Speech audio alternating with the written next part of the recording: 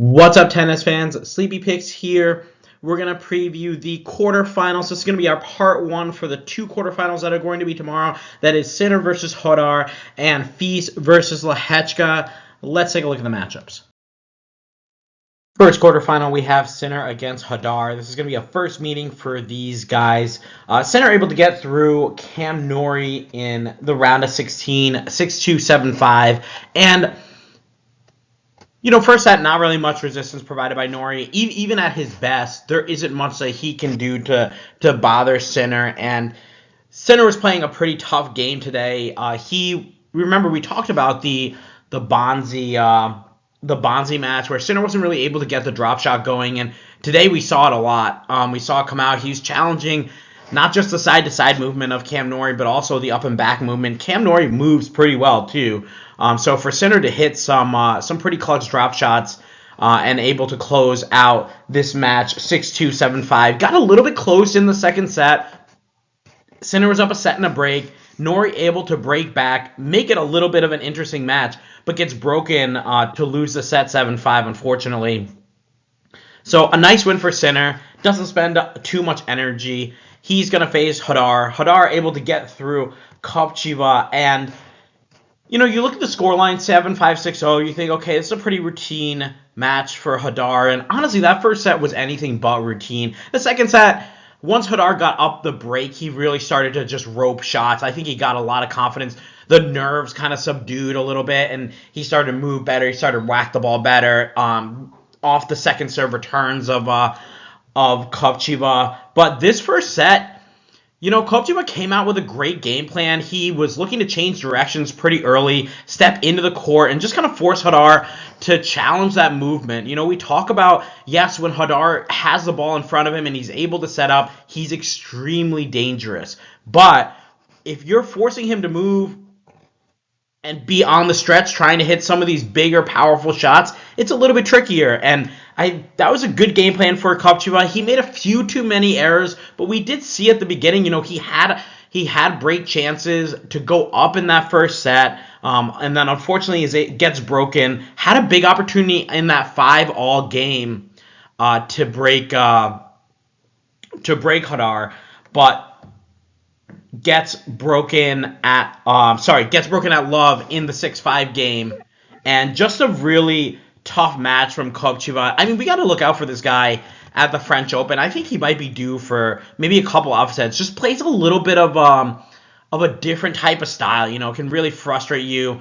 But we got to credit Jodar. He was able to figure it out, and in that second set, just found all the confidence in the world, blasting shots through. Now we have Sinner against Jodar, and as we mentioned before, no head-to-head for these guys here. Sinner coming through after beating Bonzi in 3 sets, Moeller in straight sets, and Norrie in straight sets. Jodar, on the other hand, had a tough 3-setter against De Jong, straight sets against Demonar, 3 sets against Fonseca, and a straight sets against Kopriva. A couple of really tough matches for Jodar here, but we're starting to see him figure this out and start to find a little bit. We always talk about consistency of results, able to make the semifinals of Barcelona last week, winning Marrakesh a couple weeks before that. He's starting to find very consistent results and is extremely strong on the clay. He's 12-1 this year, 3-1 last year, 6-4 the year before. Sinner, on the other hand, 8-0 this year, 11-2 last year, 11-2 the year before. It looks like Sinner's probably going to pass that 11 mark this year. Sinner coming off that Monte Carlo win where he dropped only 1 set to Mahatch in the third round, beating Alcaraz in straight sets, and looked very strong there. Just looking at this matchup, one more thing we'll note is Jodar with 7 hours and 11 minutes on court, and Sinner with 5 hours and 3 minutes. And Jodar maybe, a lot of time on court in the last 2 weeks. We saw in that semifinal against Arthur Feast, Jodar was toe-to-toe with him for about a set and a half. And then finally we saw the legs of Jodar kind of start to give out as he was trying to absorb the body blows that Arthur Feast was giving him. And I think we're going to see something very similar here. I think it's extremely paramount for Jodar to win the first set. I think that'll be able to set the tone, put a little bit of scoreboard pressure on Jannik Sinner. But I'm curious how he's going to look in the next couple of sets. If he can win this in straights, I think that's probably the best path for him. But against a guy like Jannik Sinner, who's only dropped one set so far on the clay, sorry, 2 sets so far on the clay, I think that's a very tall task. I do worry that if this goes to a third set, what we're going to see from the Jodar legs, given the fact that he's had so many hours on court, given the fact that he's going to have a ton of nerves playing the number 1 player in the world. Plus, we talked a little bit about the types of players that he does tend to struggle with, and those are the guys that can hit a little bit bigger, he struggles with the guys that can match his power. And Sinner, definitely a guy that's going to be able to do that, and definitely a guy that's going to be able to move him a lot on the clay court. So, I think this is going to be a 3-setter. I think Jodar is going to have a chance to really prove himself here. He's going to come out very hyper-focused. He's having probably the second best clay season behind Sinner. So we got 2 of the top clay quarters here going up against each other. But I think it's going to take a little bit of time for Jodar to really start to kind of push and win against these guys like Sinner. I'm going to say it's going to be a 3-setter, and I'm going to pick Sinner to win this in 3. And our next quarterfinal is Arthur Fils against Yuri Lehecka. And these guys have played a few times before this year, so this will be very interesting of a matchup. Guys, how cool is it, too, that the top half of the draw, we have Sinner, who's 8-0, Fils, who's 8-0, Lehecka's 5-1, and Jodar is 12-1. Those are their clay records. I mean, we're getting some top-notch players here in Madrid in the quarterfinals. These are going to be 2 spectacular matches. Arthur Fils able to get through Etcheverry, and we talked about how Etcheverry doesn't have the ability to really hit through a guy like Fils. Fils has got that speed. Etcheverry kind of has to rely a little bit more on the errors. The one thing that I liked seeing from him today was his ability to take the return early. We've seen him return so far back on a lot of these serves and just kind of getting them back. But today we saw him mix up his return position, sometimes trying to take that Fils serve a little bit earlier and use the power that Fils was giving him and redirect it against him. I kind of like that play. It didn't really work out as well as I think Etcheverry was hoping, but I did like the play of maybe throwing in a little bit of variety on that serve. On that return. Fils played extremely well today. I mean, his match against Nava, I felt like he looked tired. Today he looked good. He was whacking the forehand. He was able to step around. These guys had a lot of longer points where Fils was able to win a lot of those as well. And it got a little bit... Fils able to get an early break in the second set, which really helps with the confidence. You're up a set and a break, and it got a little bit dicey towards the end of the set, where Etcheverry had a love 40 game to break Fils, but Fils able to hold on there, and that's extremely, strong stuff that you like to see from a guy that's fighting through every single point. He's not conceding these games. He puts his first serves in, he gets that forehand going, and he's able to save all those break points. 5 break points saved today by Arthur Fils from Etcheverry. So extremely strong tennis from him. Yuri Lehecka able to beat Musetti, and this was a little bit of a surprise to me. Obviously, we had Musetti coming through here. For me, I kind of tagged this tournament as a must-make semifinals for Lorenzo Musetti. Lehecka came out with a clear game plan. We saw all this. I think Musetti overall won about 30% of his second serve points. Let me just double check that. He won 23% of his second serve points. And guys, if you watch, Lehecka, almost all of the second serve points were aggressively to the backhand. And he just put pressure on Musetti immediately off that serve. And he was able to put pressure on Musetti even on the first serve with his return. And that forehand from Lehecka looked very good. In the second set, a little bit closer. Musetti having some break points. I think Musetti also had a low 40 game, and Lehecka was able to save it.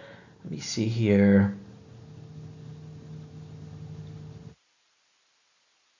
That was in the first set actually, where Musetti had a low 40 game, and Lehecka able to save it to go on and win that set. But just like Arthur Fils, Lehecka in those low 40 points, 3 straight first serves.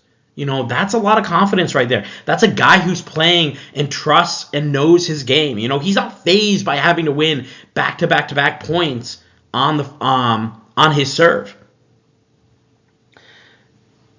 And Musetti had some chances there in the second set, not able to convert his break points. He had a chance to go up a break in the second set, not able to convert those points, and loses 6-3, 6-3. I think we kind of got to sound the alarms a little bit on Musetti. This is not the clay season that we were expecting him to have. Obviously, he was out since the Australian Open, comes back in Indian Wells, loses the first round, doesn't look great there. Decides to focus on the clay season and has had a mediocre clay season at best here. So we'll see what Musetti is able to produce in Rome. Surface there is a little bit slower, so that might favor him potentially a little bit more. Here, the serve of Lehecka extremely dominant, and now he takes on Arthur Fils. Head-to-head for these guys is 2-2.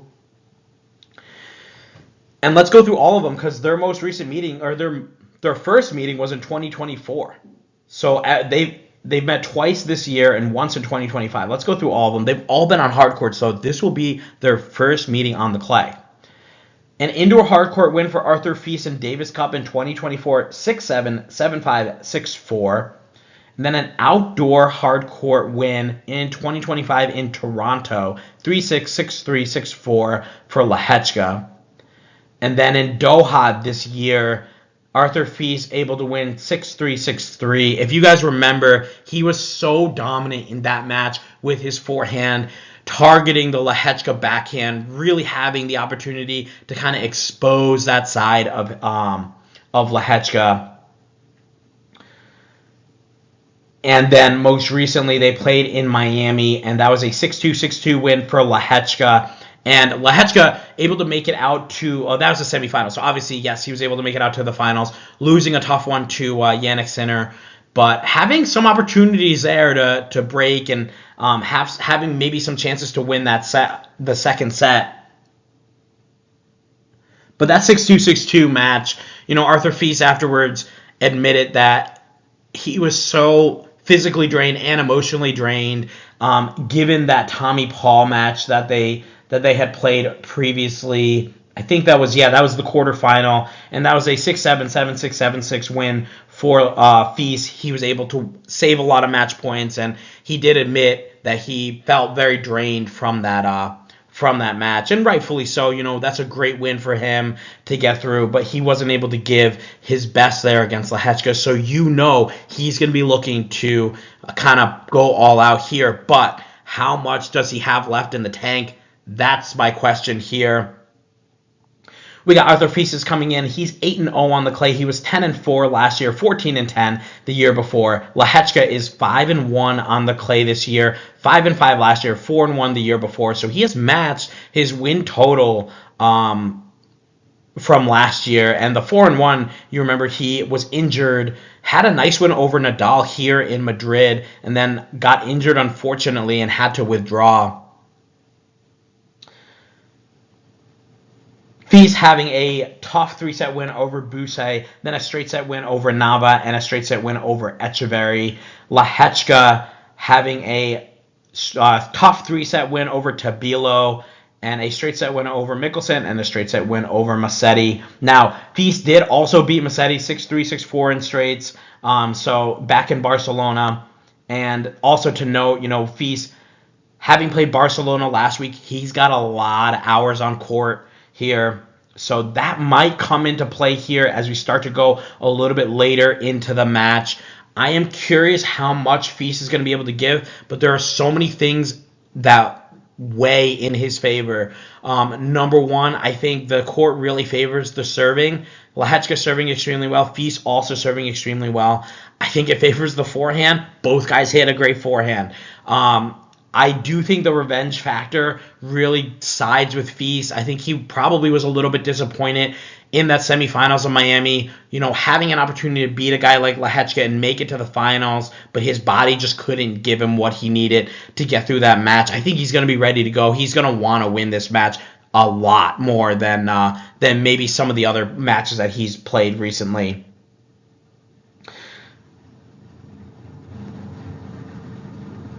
This is such a tough pick here,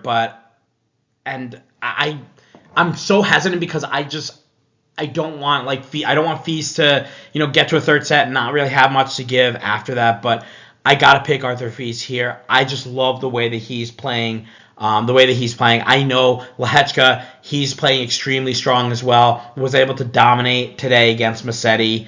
He looked so strong, so confident on the clay, but Feast is undefeated so far on the clay, having wins over Musetti, Rublev, Hadar, and Etcheverry. Etcheverry able to win Rio a few months ago. So Feast has looked extremely strong. If he's able to get out there and bully Lehecka around with his forehand, this is going to be a Feast match. We saw a little bit of that from Musetti, able to kind of move and challenge the movement of Lehecka. I think we're going to see a little bit more of that from Feast, given the drop shot, given the massive forehand, given the serve +1. I think we're going to see a lot of that from Feast tomorrow. So give me Feast to advance. I'm going to say it's going to be straight sets.